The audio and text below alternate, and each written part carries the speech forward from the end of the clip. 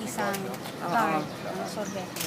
Magkano ang kailangan niyang puhunan para Isang magtitinda ng isang sorbetero. isang sorbetero? Kasi, so, una, gusto mo parang kapitalista siya. Yun. Diba? Yung pangalawa, sorbetero lang siya. Diba? So, yung kapitalista, magkano dapat para may cart siya? Isang push cart na ganito, nagkakalaga ng 35,000. Mahal pala yan? Okay. Stainless na yan. Okay, mahal pala Doon ka yan. pa magpapagawa sa Batangas. No? Okay. Tapos, so, hindi ka naman pwedeng mag-ano lang na sa 10 piraso. Kaya mga 20, 30 piraso. 20 carts? Oh, ganun. Ay, so ganun pala yung muna yung may ice cream Apo. siya. Thank you po. Ng tao, senyor. Meron po, sige bibigyan ko kayo ng discount. Senior citizen po, paki-ready nyo lang ho lahat ng card. Lahat ng card ng Oo. senyor. Oo. Ako naman ay isa Sige, naman ma'am. ang dala ko. Hindi ba nakukuha sa mukha na lang, Manong? Kitahin niyo rin ang dami kong kulubos ko. Yan, merong politikista.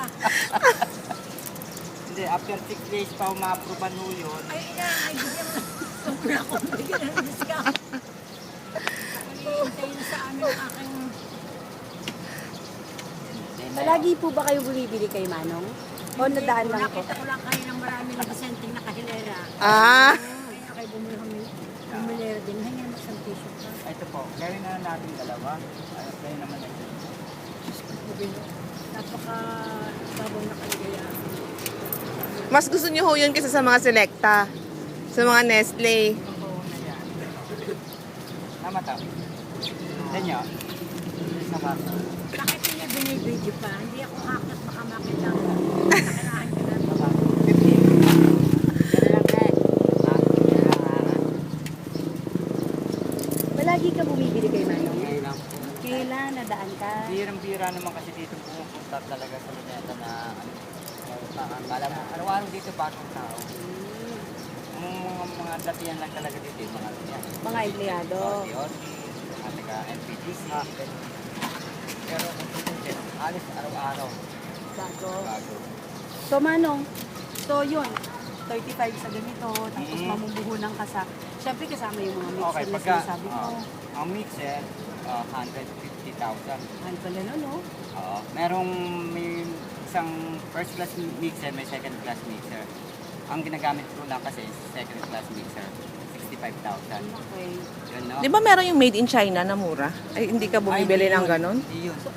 Kasi yung lalagyan nun, ano nang, 1 gallon lang ang laman nun. Ah, oo, So oo. yung sinasabi mo 1 gallon ngayon, lang yun.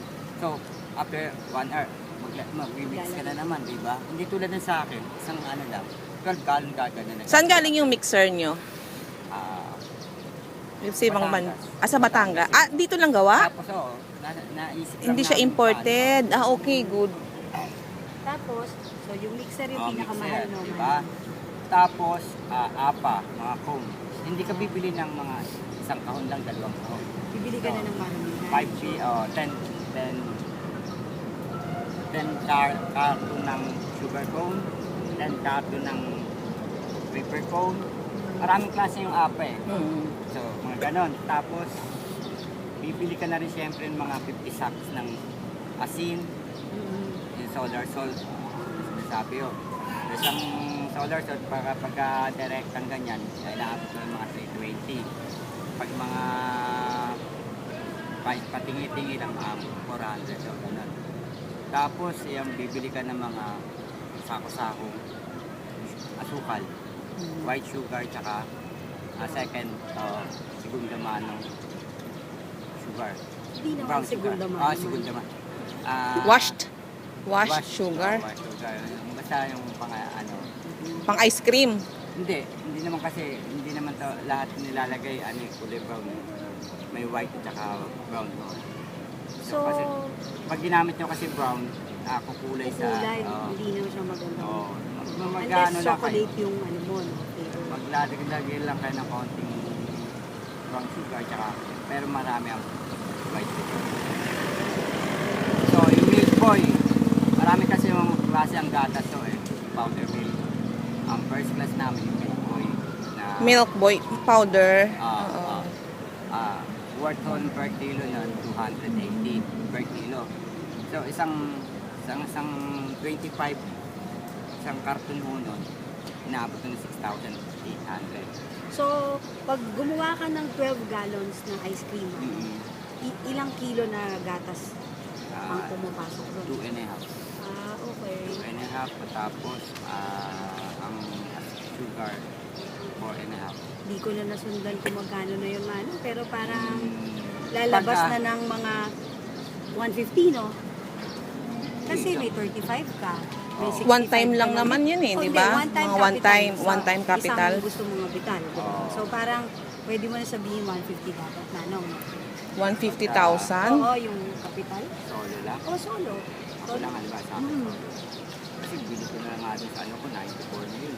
So hindi lang 150. Yung mga ingredients. So, Mamumuhunan ka pa rin pala talaga, no? Kasi mas malaki puhunan, mas malaki papasok. So, in Doon short, na lang man- tayo iikot sa tiyan mo. Okay, malalaman yung paano naman pumasok ng pera. okay. So pero, Ice cream? Ice cream muna kayo. ice cream. Dalawa? Sa Manong kung sorbetero. Serpentero naman sa ito. At ano lang siya, komisyonan ba yun? Or Boundary. boundary? Ano yung nakuha mo yung ingredients, yun lang ang babayaran ko. Mm. So, ganito yung kapit nangangapitan.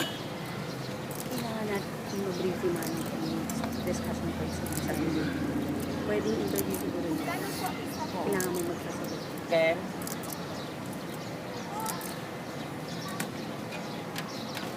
Thank you po, sir.